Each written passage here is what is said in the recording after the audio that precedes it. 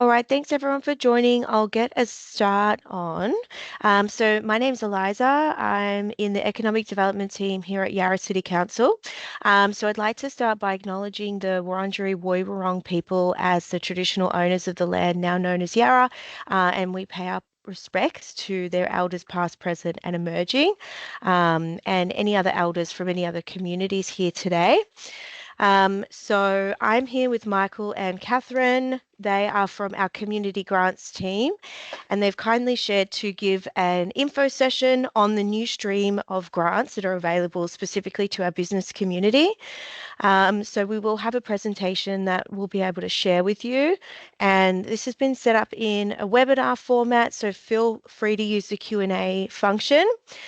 I will also mention that it is being recorded so we can share with anyone else that's missed the session. So I'll hand over to Michael. Thank you so much. Hi everybody, I'm really glad to be here. I'm just setting up the slideshow, so I hope everyone's got that on their monitor. Yeah, we're here to talk about the grants today. Thanks everybody for coming. And I know Eliza's already done acknowledgement, but let's go again with another one. So Yarra City Council acknowledges the Wurundjeri Woi-wurrung people as the traditional owners and true sovereigns of the land, now known as Yarra. We also acknowledge the significant contributions made by other Aboriginal and Torres Strait Islander people to life in Yarra. We pay our respects to elders from all nations and to their elders past, present and the future. So, what are we here today for? We're basically, we're here to talk about the grants, when to apply, why do we provide these grants, what are the different sorts of grants, who's eligible to apply, the different funding streams we have available. So we have a whole new program this year, so we need to explain about what sort of grants we're going to be giving, how to apply, obviously, and at the end I'll give some tips for grant applications to make sure you get a good application happening. So the key dates for the grants, they open next month on the 8th of September, so in the second week of September, and they close around mid-October. This applies to the main grants, but not to the small grants, which will continue until funding runs out. Decisions for these grants will be announced just before December, so they're mainly for projects that happen starting in January next year and ending at the end of next year. So depending on which stream you are, it's either December or July. With the North Richmond Precincts grants, they end in July, and the other ones end in December, so they go over the course of the year. So why do we provide these grants? Basically to fund community-driven projects, improve access and to the quality of social, economic and cultural life across neighbourhoods, especially here in Richmond, and to shared spaces and communities in the city of Yarra. Projects funded through the project should align with one of the three principles that we've decided on applying across all the grants schemes. So there's to promote access and equity, so that's a really important one. To deliver local benefit, which is another one, and to enable participation. So are you eligible? The North Richmond Precinct grants are open to businesses, not-for-profit organisations as well as individuals. In order to apply, individual applicants need to have an ABN or be auspiced by an organisation such as a neighbourhood house.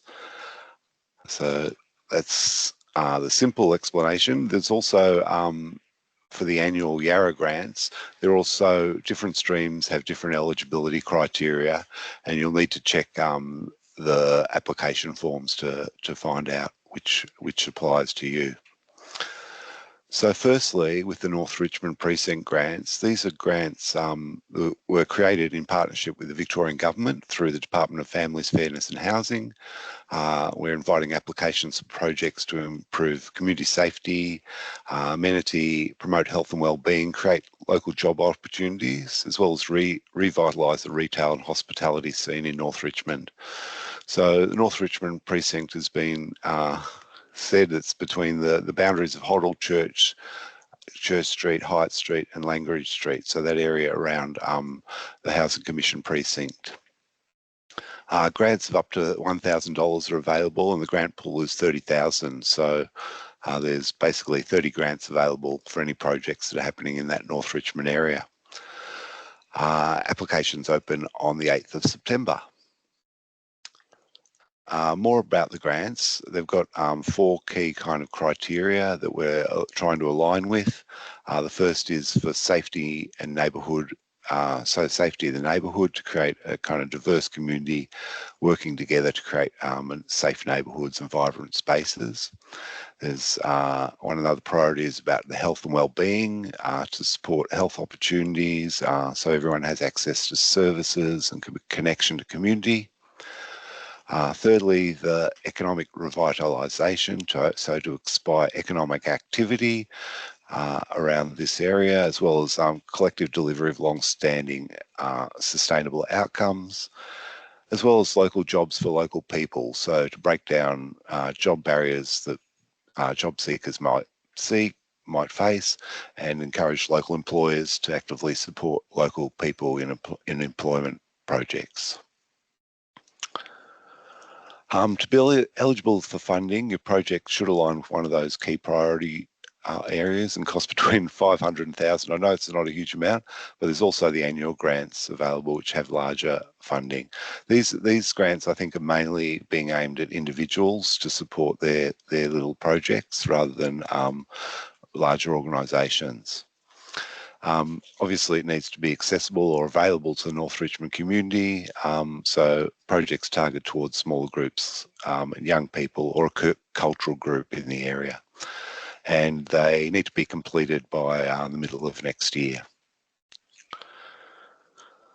Examples of some projects that could be funded: what might be a community education program, a training program, projects to increase access to services, projects that support employment, skill share programs, programs to repair or swap household or recreational equipment, might be community market, public art, festivals and events, might be a celebration of some community event, activities to improve health and well-being, as well as homework clubs. So there's lots of opportunities for ideas for funding for those projects.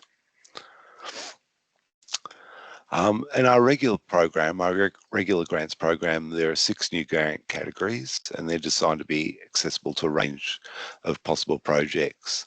The ones we'll be concentrating on are the 2 highlighted ones, which are the vibrant and resilient local economies and safe, clean and welcoming neighbourhoods. They're the ones that are accessible for businesses, for projects that might suit the kind of outcomes that you would be interested in. The other ones are healthy, inclusive and connected communities. That's around community development, creative city and cultural participation is the arts. First Peoples self-determination and partnerships is around Aboriginal affairs, and a climate resistant and adapted city is around climate action. So the vibrant and resilient local economy, so obviously there are more than 18,000 businesses operating in Yarra, making us home to one of the largest economies in Metro Melbourne. And our vision is for Yarra to be recognised as a smart and sustainable city. With vibrant and thriving precincts and an engaged local business community. This grant stream supports initiatives led by small to medium enterprises that activate retail precincts and strengthen local economies, increase the profile on investment in activity centres. This stream also supports applications from social enterprise businesses. And I thought I'd go a bit more detail into the eligibility criteria for this stream. The businesses must currently operate a business in the City of Yarra and have an ABN. They must clearly articulate on how the project will meet the business objectives. Applications are open to groups of 5 or more businesses, or at least 2 businesses working together with community representatives. And the business must be the main applicant with evidence of support from other businesses. Large enterprises with more than 51 staff are ineligible. So it's aimed at small to medium ones, and that includes small enterprises that are up to 20 full-time staff and medium around up to 50 full-time staff.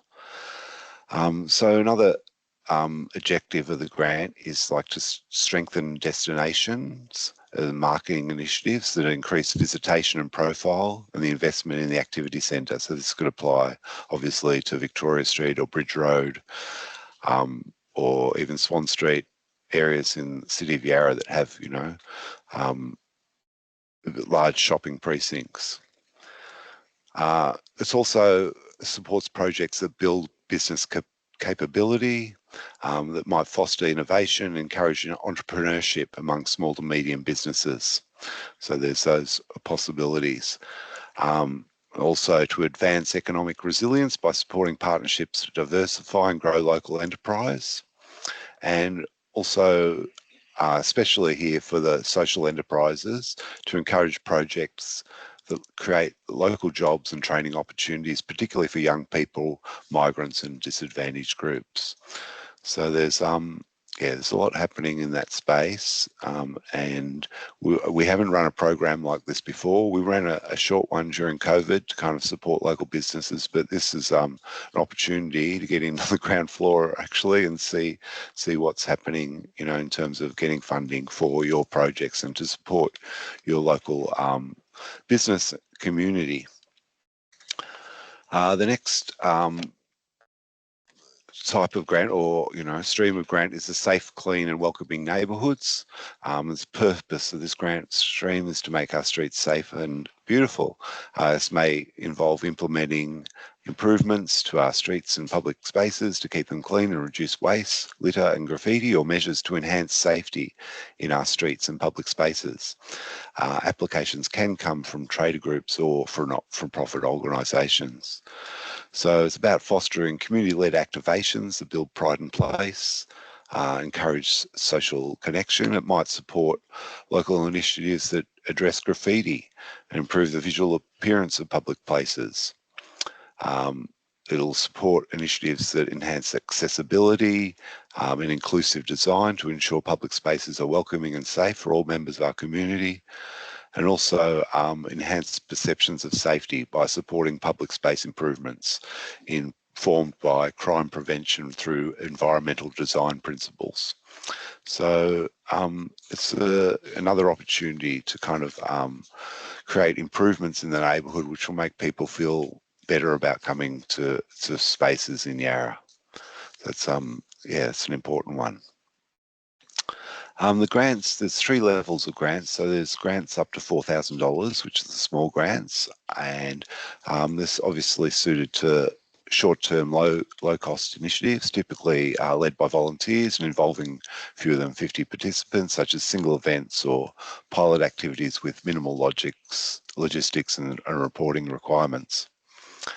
The medium grants are grants that support multi-activity projects or short-term programs with moderate staff engagement and evaluation.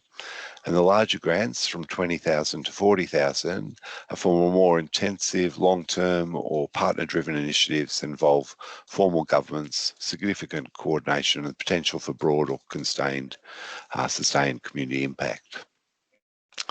The funding amounts in the different streams total more than $1.5 million. So there's a big amount of funding available with the different streams. The healthy and inclusive one, which is for community groups more or less, is 464,000. The vibrant, resilient local economies, which we were just speaking about, has $154,000 in the pool. Creative Cities, which is around arts, has 309, as well as climate resilient and adapted cities, which is climate action grants, 309,000.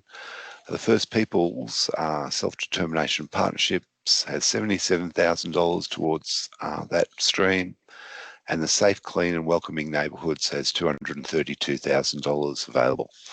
So there are big pools of money available, and hopefully this will be leads to something great in the future for projects that are going to be funded in 2026. As well as, you know, the annuals and the North Richmond Precinct grants, there's the quick response grants, and these are up also open 8th of September, not the 9th. I've got it wrong there. You can apply through our website, cityofyarra.smartygrants.com.au, and these are grants up to $4,000 for small projects and events outside the timelines of the annual grants. So it might be for a project in October or November that's happening. You can only apply for one of these per financial year, and the outcomes usually take around 3 to 5 weeks. And the grants close when all the funding has been allocated. The total budget for the quick response grants is around $309,000. That's also divided up into the different streams. Excuse me. Other Yarra grants, we have a town hall subsidy grant, which is available for community events to give groups a reduced rate of hall hire. Not-for-profit community groups can apply for the one event a year held at a Yarra Town Hall, either Richmond, Fitzroy or Collingwood. And the grant covers venue hire, including the hire of commercial kitchen and balcony. And they only pay 10% of the actual cost of the event. So it's a great saving, a great boon for community groups in the area who hold lots of events most weekends. There's $106,000 available in the funding pool. So all the grants are online, and I said before, that's our website. Application form will be available in the next week, or hopefully this week, to preview. So you'll be able to go to that site, see the application form, what's required in terms of the amount of information, and there's different levels of information required for whether you're on the small grant or the medium or the large one. Obviously, the large one, we need more information. And you can read the guidelines. The guidelines are up on our website now, and I think they've been emailed out to you all as well, and you can see the application form there. The application form looks a bit like this. It's pretty straightforward. On the right-hand side, you have the navigation of the different pages that you'll need to complete, and as you go through, it will save automatically. But if you're sitting on the one page for longer than about half an hour, you need to save as well, so you don't lose all your information.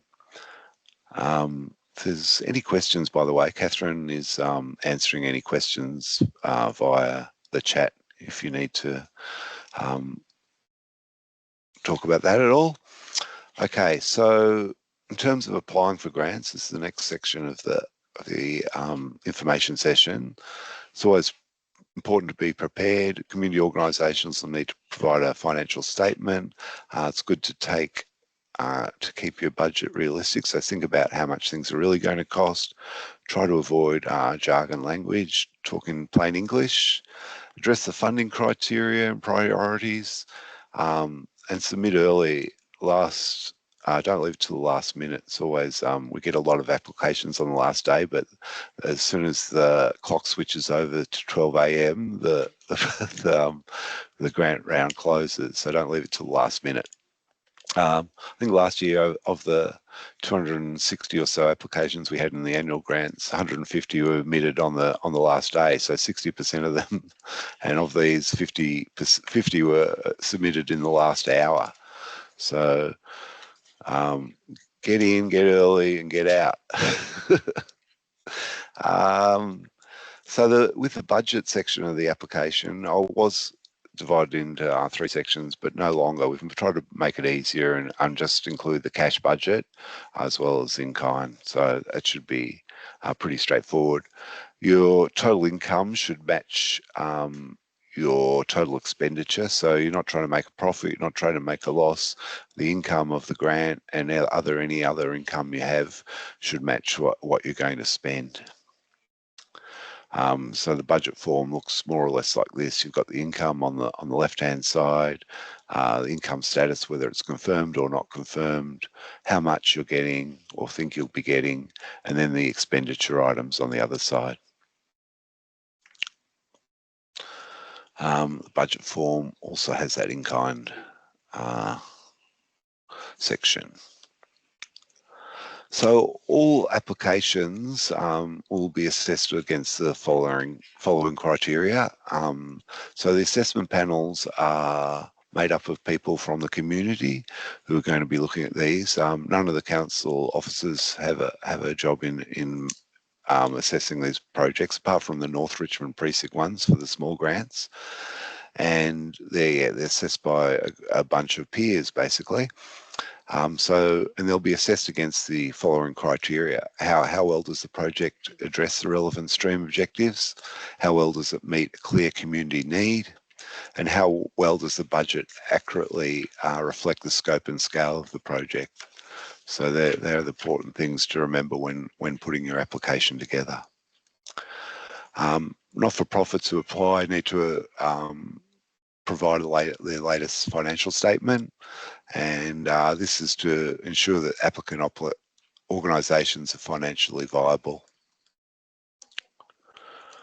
As I said before, try to be concise with your writing and don't assume that the grant assessor knows exactly your group or what you're trying to get across. So you can also investigate other projects that have received grants so you can see what's been done before. Although in terms of the business grants, they haven't been given before, so there won't be any about that. It'll be more about community projects, community-led projects and arts projects. These are some of the key questions to answer when you look at your application form. So who are you? What do you do? Why do you do it? What's your great idea? You know, think about the big idea that you're trying to get funded for and be specific about it. How do you achieve that? How do you go about it? What's your project plan? When is it taking place? When do you do it? And I suppose the most important question, what makes your application stand out? Why should Yarra Grants fund you as opposed to a lot of other projects and that will take place around the same time? In terms of once you've got your application in December we'll send an email with the outcomes of your application. These applications or the recommendations need to go to the council to be endorsed once the panels have made their recommendations. So that will go to a council meeting on the 17th of December, and if you're successful, you'll receive a notification, or if you're unsuccessful, you will too. But if you're successful, you'll receive a funding agreement. It will be attached to your application in the Smarty Grants where you would put your application in. You need to sign and return that and provide a copy of your public liability insurance if that's required, and a bank statement. If you haven't received a grant before, you need to provide a bank statement so we can make the payment by EFT, and obviously the project's to commence in January 2026. If you miss out on a grant, it's always good to call and ask for specific feedback. There'll be feedback prepared for each and every grant, and it'll give the reasons why the panel decided not to fund your project. It might just be that there were not enough money to go around for all the good projects, or it might be some other reason that they decided. So it's good to know so you don't make the same mistake again, or and you can use that feedback for future applications that you might make. It's a good idea to see who else has been successful in that round and try and maintain relationships and communication with the grants team at Yarra.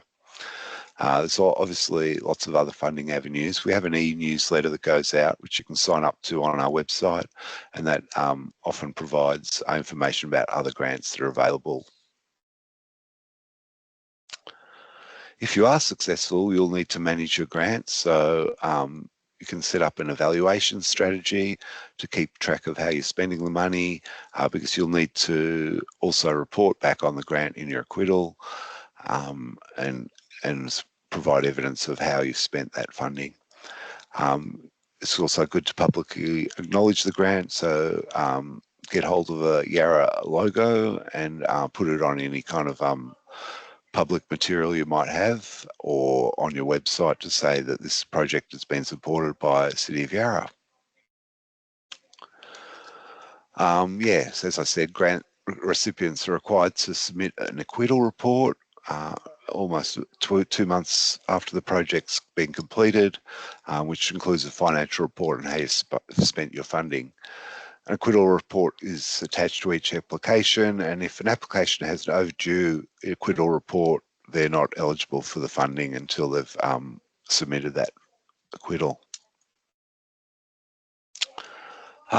Yeah, that's the end of the presentation, but obviously we've got plenty of time left to have some questions other than those in the chat. But if anyone would like to speak or put their hand up, here's our details. So although I have to say this will be my last week at the City of Yarra, I'm moving on, and Catherine will be taking my place as the grants team leader. So she'll be your main point of contact in terms of grants in the future. Are there any questions?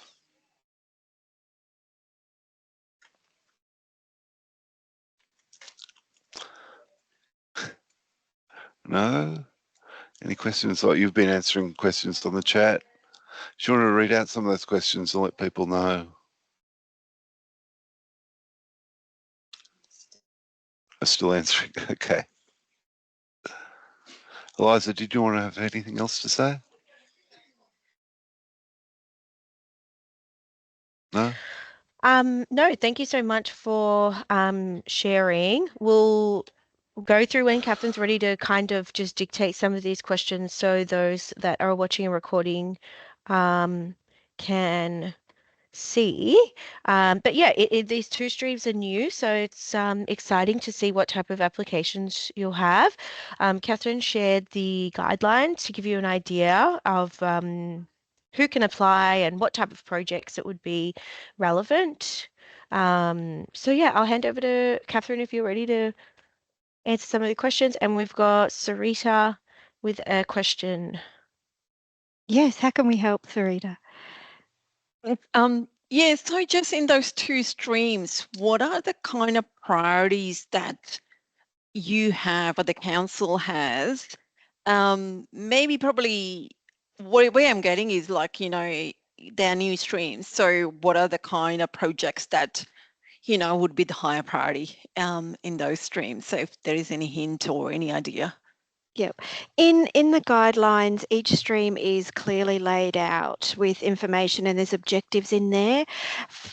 If you read the objectives, it helps with like the safe, clean and welcoming neighbourhoods objectives. One of them is foster community-led activations that build pride in place, strengthen neighbourhood identity and encourage social connection. There's a few others in there too. So hopefully they'll give you an idea about what your project or your program you could plan around one of these. You don't need to meet every single one, but it's a good idea to use those as a guideline. Yep, and then there's lots of other information in the guidelines as well. And if you do need further information, just get in contact with me or one of my colleagues will be able to help. And if it's quite specialised, we can put you on to someone else in Yarra who'd be able to help you as well. Like if it's about a project to do with climate change or something, I'd put you onto one of my colleagues who specialises in that so they can give you more information. Thank you so much. Can I have another question? Yeah. So the North Richmond one, that's quite interesting as well. Is it more about they sort of, I'm just trying to work out what their focus is. Is it very much about the businesses there so they can use local, there's workforce there, like local employees and stuff like that. Is it more about getting that as well from the business side of it, or is it very much on activation side of it? It's a bit of everything. So yeah, they've got yeah. 4 main objectives as well, which Michael mentioned before. They're in their grant guidelines as well. So like there's a safety, neighbourhood and amenity. It could be health, wellbeing and community participation. So it can be a community group or economic revitalisation and inclusion. So that could be with businesses, and then local jobs for local people, again about businesses. So it's kind of it's to help everyone in North Richmond. It's not just for businesses, but yeah, community groups will be able to Thank you. apply to. Yeah. Thank you.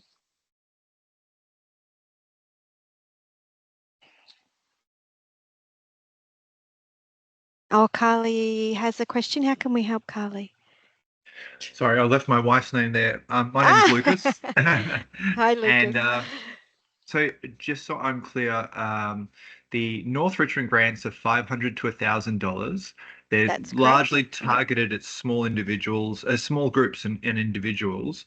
I'm here on thinking of some projects that the school is looking at running at Richmond West, and is that something that we're ineligible for because of our No. thing? No, okay. Schools have been applying for years to our grant programs. That's okay. So, yep, if you can think of something that would follow one of the objectives, I'm sure there'd be some health and well-being and community participation for sure that you'd be able to do something with the school. So, absolutely, you'd be able to apply under their ABN number because they're Yes. yeah. Yep. Lovely. Thank you so much. No worries.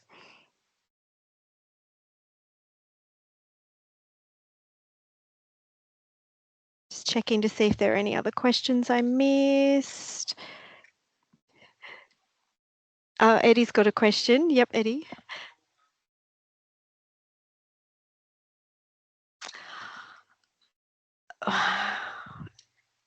Eddie's got a question about language and whether the guidelines will be available in other languages. At this stage, we've got no plans to do that, but yeah, it could be possible if there's specific languages that needed to be translated in. We previously did a whole grant program around in Vietnamese language around the community memorial that's going to be made for the 50th anniversary of Vietnamese in Victoria. So yeah, we could do that if it's necessary or required. We'll also have 3 other information sessions coming up next week where there'll be interpreters available if needed. People just need to kind of get in touch with us beforehand and we can give that information.